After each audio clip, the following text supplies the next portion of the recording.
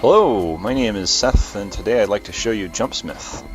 On the surface, it's a platformer with a big world that you can explore alone or in a bitter co-op of up to 4 local players. However, that's not what makes Jumpsmith special.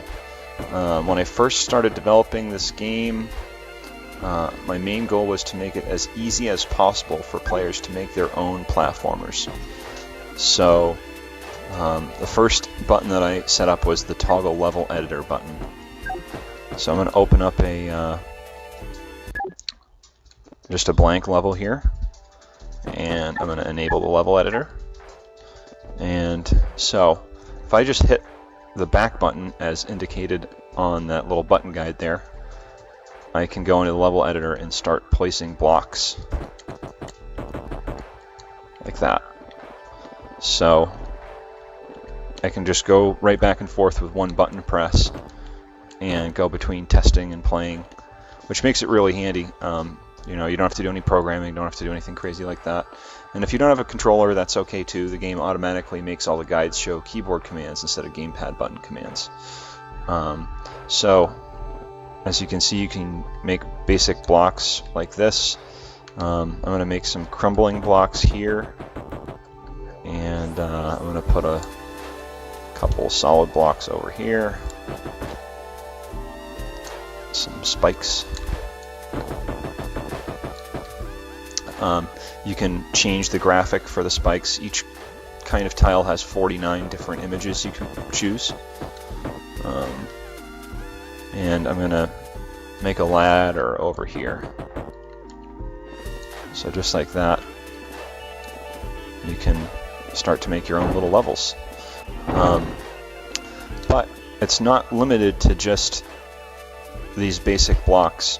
You can do some cool things to add more atmosphere to your worlds, like if you go through the tile sets. Let's see.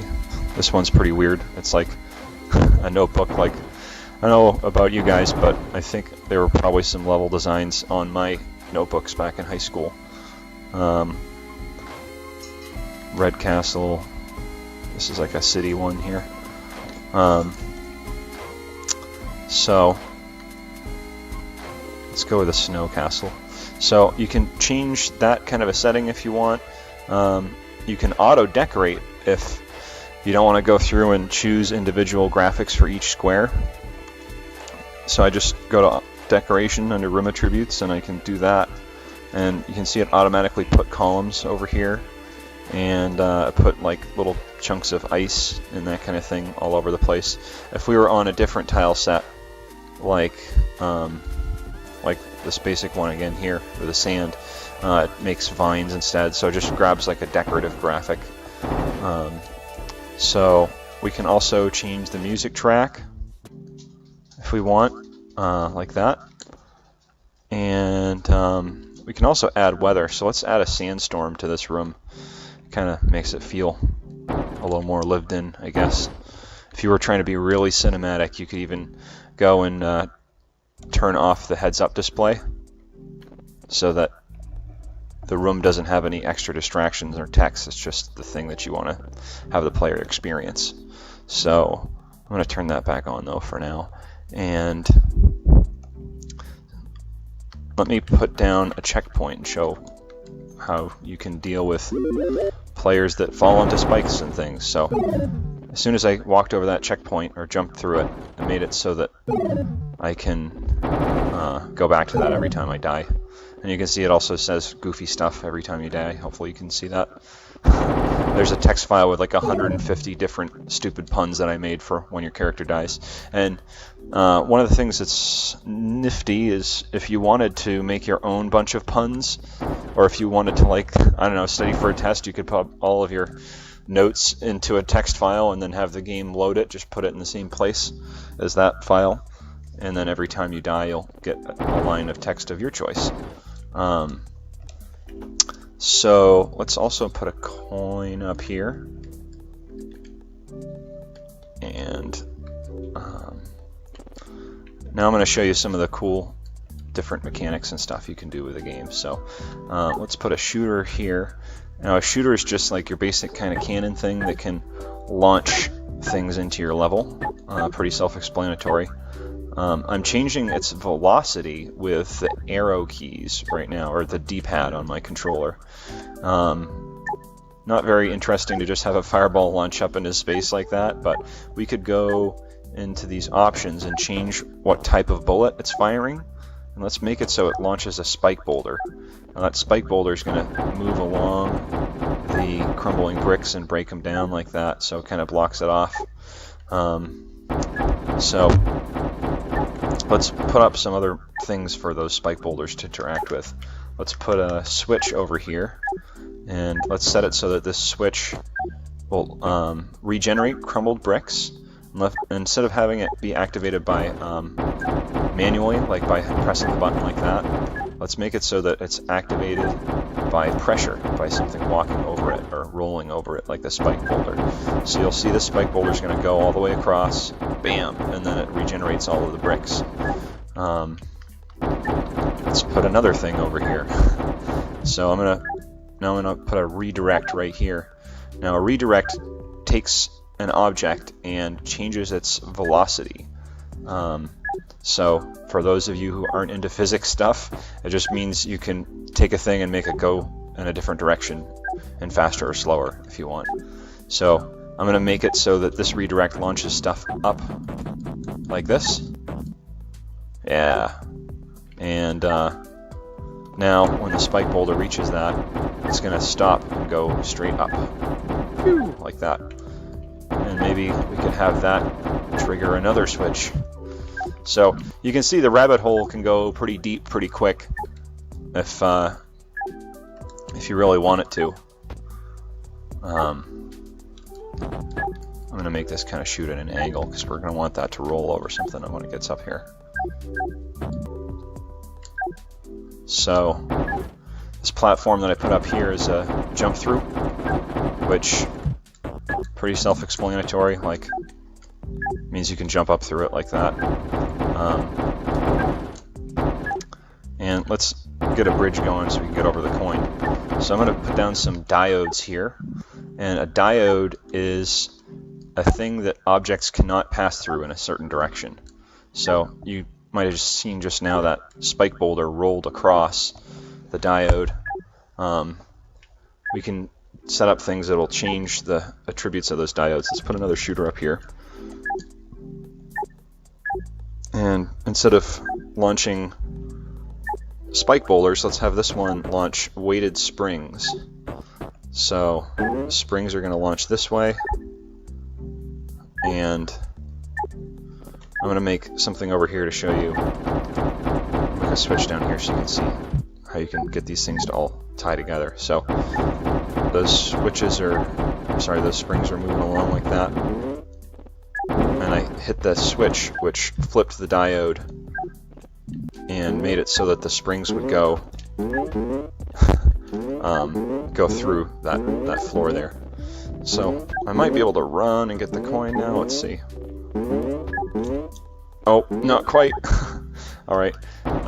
Springs are their own object too. You don't have to make them launch out of a cannon. You can just set up a spring on its own like this. I'm going to make this one green, which is the one that fires the highest, the strongest. And then I can, well, other than getting hit in the face by a spike, I got the coin, so that was cool. You can also add cool stuff like text. Text lines down here. I'm going to add a line of text. Shameless self-promotion time, guys. Jumpsmithgame.com. That's where you can get the game. Cool. So I'm going to open up the mini-map here. So you can see we're in the top left-hand room of the world.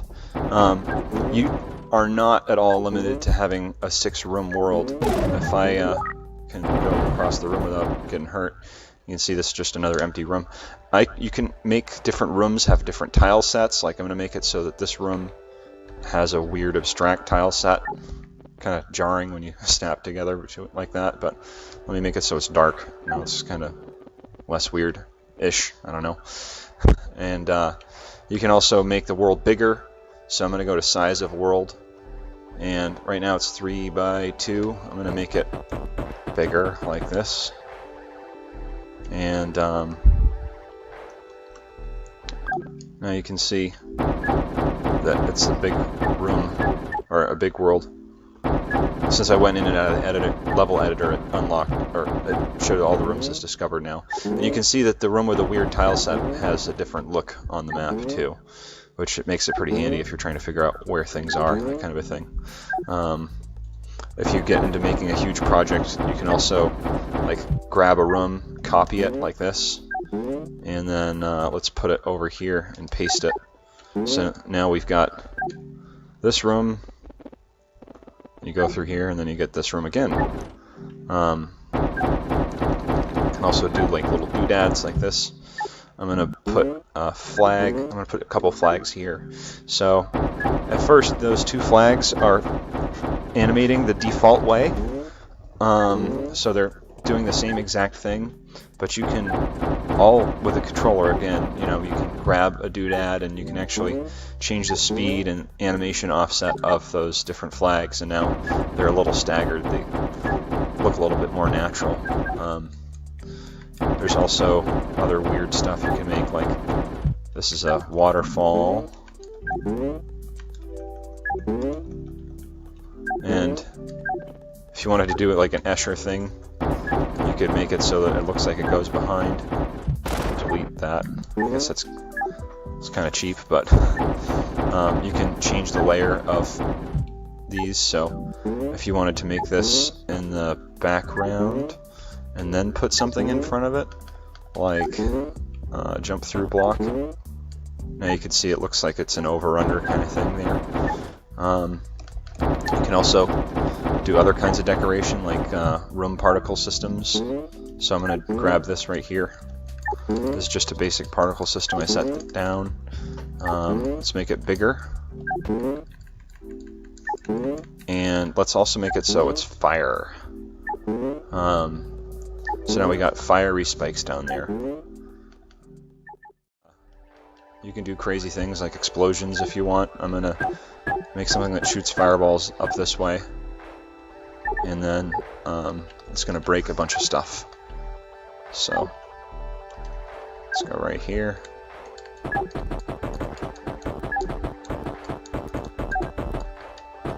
And let's set the shooter to explode on impact. And you can even change the magnitude of the explosion. So it takes big chunks out of the tile set like that. And one of the tenets of this game is let everything affect everything. So let's also put a redirect right here and change the redirect's velocity so it'll move anything that it touches to the left. Maybe make another one over here that moves anything it touches to the right. Now, as soon as the game starts, you can see the shooter is going back and forth on the redirect and firing explosive devices into our helpless crumbled bricks in the middle of the room. The shooter snaps back to where its original position was when you go into edit mode, so you can grab it. And how about we set it so that it rotates, and let's make the rotation always face away from the closest player. So you can see it's trying to face away from me right now,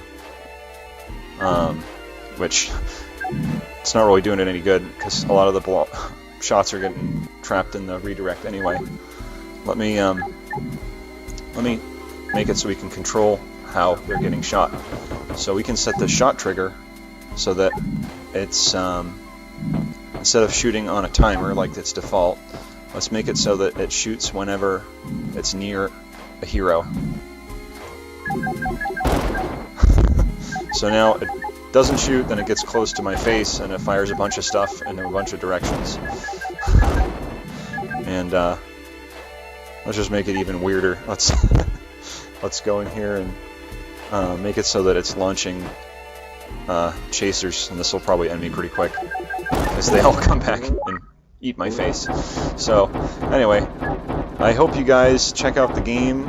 It's $10 on my site right now. If you have any ideas of things you want to add, or if you make your own tile sets or characters or whatever, or have any questions about that, just let me know. You can contact me at foundtimegames@gmail.com.